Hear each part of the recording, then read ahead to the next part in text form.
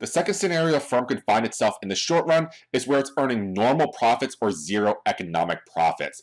And go ahead and take a look at the cost curves now and follow the same 5-step pattern for maximizing profits to see what is going to be happening in this scenario. Step number 1, find MR equals to MC, find the intersection.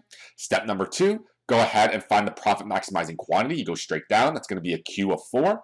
Step number 3, find the profit maximizing price, which is equal to 600. You go straight to the price axis. You read it off of the demand curve. Step number 4 is to find the ATC. And what do we notice about the ATC?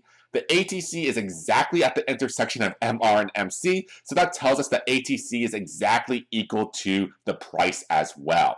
Step number 5, our final step, is to go ahead and figure out the profits, and we notice that because price is exactly equal to ATC, there is going to be zero economic profit. So here, this is essentially taking a look at scenario number 2, where price is exactly equal to ATC. So scenario 2, just building up the sort of second scenario that we're going to have, where firms are going to be earning some type of profits, losses, or zero economic profits. And anytime price is equal to ATC, we notice that they have zero economic profits. So zero economic profits, also known as normal profits. So normal profits. Remember, they mean the same exact thing for us.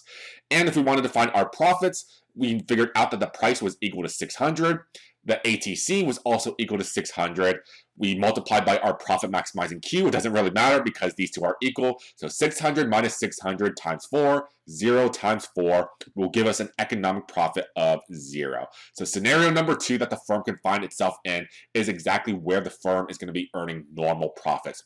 And this scenario that we see right here in the short run is exactly where the firm is going to be operating at in the long run. So all firms in the long run are going to be operating where we have zero economic profits. And when we get into the transition between the short run and the long run later on in this chapter, this is exactly the scenario that is going to emerge, where price is exactly equal to ATC, and we notice that, hey, these curves are intersecting at the same exact spot. So go ahead and look forward to this when we transition over to the long run. But this is a scenario that a firm can definitely find itself in the short run where it's earning zero economic profit. We'll turn our attention to the third scenario in the next section, where we detail a lot of different things, and it's going to be the most complex circumstances that we find ourselves in.